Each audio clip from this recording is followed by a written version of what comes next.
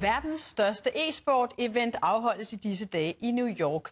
Der er tale om FIFA Interactive World Cup, eller VM i FIFA, som det kaldes i daglig tale. Og det er 12. gang, at VM i det her virtuelle fodboldspil afholdes. Og her har Danmark en spiller med i verdenseliten.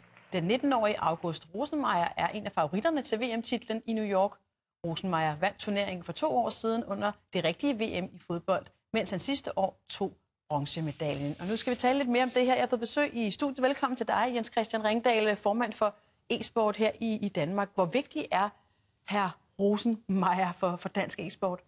Jamen, han er jo vigtig ambassadør, som mange andre af de dygtige e-sportspillere, vi har. Det, der er så fantastisk for August Rosenmeier, det er, at han rammer ud rigtig bredt.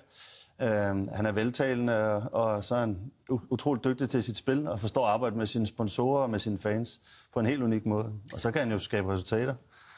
Og så er det jo en interesse, der er vokset for den her disciplin, e-sport. Hvad er det, der er sket? Jamen altså, man kan sige, det er jo vokset stødt igennem de sidste 10 år, og nu bryder det for alvor igennem, og det er også en af grundene til, at jeg sidder her, og August Rosenmeier er i New York nu med en pressebevågenhed. Det er bare slået igennem nu. Det er blevet mere en undergrundskultur. Men er det egentlig fair at kalde det her for sport? Altså det at sidde ved en computer og klikke med musen? Ja, det synes jeg, fordi det kræver nogle specielle egenskaber. Det, som August Rosenmeier skal nu, det er de færreste, der kan det. Og hvad kan man sige, i Danmark har vi en rigtig stor FIFA-fanskare, og der er utrolig mange, der spiller det. Men at mestre det på et sådan niveau, det kræver noget helt specielt.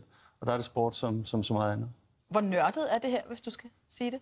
Jamen altså, alt er vel nørdet, når man går op i ting til en vis grad. Og man kan sige, det er det jo også, når man er dygtig til det, som for eksempel her.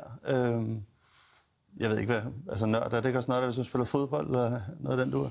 Ude i den virkelige verden på en græsplæne. Ja, det kommer på, altså når man går exceptionelt meget op i ting, så er det jo fordi, man nørder med det. Så jo, det kan være nørdet, men jeg vil ikke sige, at August Rosenmeier på nogen måde er en nørd. Hverken udsendsmæssigt eller måden, han arbejder med sine ting på. Det synes jeg ikke, man kan sige. Så er det noget, der længe har været stort i udlandet. Måske ikke helt på samme måde her i Danmark i samme grad. Hvordan går det med e-sporten lige her i Danmark? Jamen altså, det har været stort, også hjemme igennem lang tid.